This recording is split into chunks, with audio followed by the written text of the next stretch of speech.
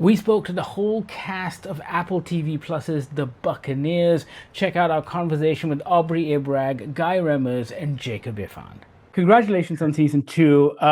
It's as good as it ever was, and I was a big fan of season one.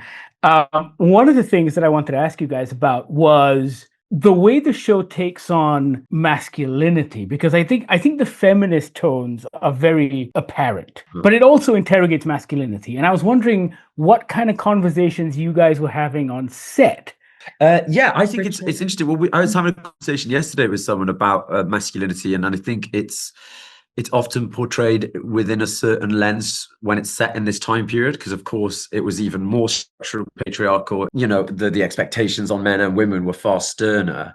But what I think the show explores well is the sort of whole prism of that. So on one end you have Sidon, who is a staunch sort of example of that structure, but at the same time you have many sort of tender male relationships. I was really lucky to have my father in it, played by Greg Wise, and I think that was an interesting relationship in male masculinity and male relationships between father and sons. It was a far more tender, loving, nurturing relationship, and I don't think you often see that in this kind of show, and I thought that was really fun for us to explore. Yeah, I really enjoyed your relationship with your father. Yeah, and it was super easy with Greg. You know, he does embody that anyway. Yeah. I meant like in real life, but we also I'm just embodied it kidding. in real life. We were like the two old men on set. They were like photos of us. You know, they pan across the green room and just be us in a corner doing a crossword. Oh yeah, yeah. I think to go on from that, I think a parallel in today, I would use the word suppression. And I think, you know, Theo and his mother's relationship, the dowager, you know, a lot of their pain and anguish comes from suppression and suppressing things and shoving things up under the carpet. And I think in the show, you see that over a long period of time, it explodes, and not in a very nice way. Yeah. And I think there's a beautiful conversation going on today about men being more open and more open with their feelings and what's going on. And I think that's a positive thing that this show has a parallel with today. That'd be another thing that I would go off of.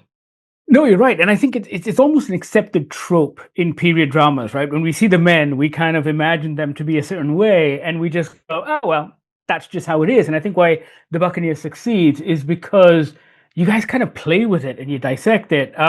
Which brings me to my next question, because all three of your characters, actually almost every character in the show, is constantly, it feels like they're wearing masks.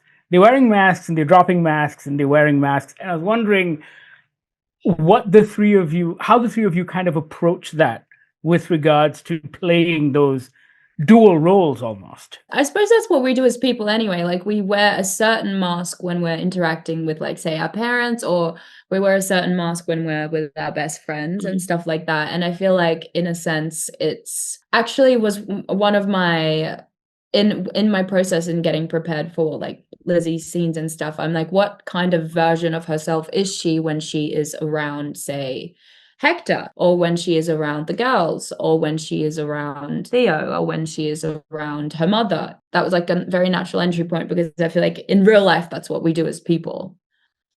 That's such an, psychologically as actors, that's such an interesting question at where you know, because we're trying so hard to get as close to reality as possible. So that when does it, you know, when is it just when is it you? We're kind of constantly kind of teetering the line of blending those. Totally. And I think there's an expectation, isn't there, during that time and during that period, of presenting yourself in a certain way to society. You know, there was like a decorum that was expected of you, and therefore it didn't really matter what was happening inside, as long as your front facing was elegant and it was confident and it was assured. And I think that's what's quite fun as actors is, you know, the costumes almost do that to you. You were talking about the corsets yesterday, and you know, the suits that we have to wear, and everything's tight and buttoned, and it's sort of this physical manifestation of how these people had to be. And so then you have to have it all in your eyes, and as an actor, that's kind of it's a lot more fun when you're supposed to hide yourself, as opposed to going,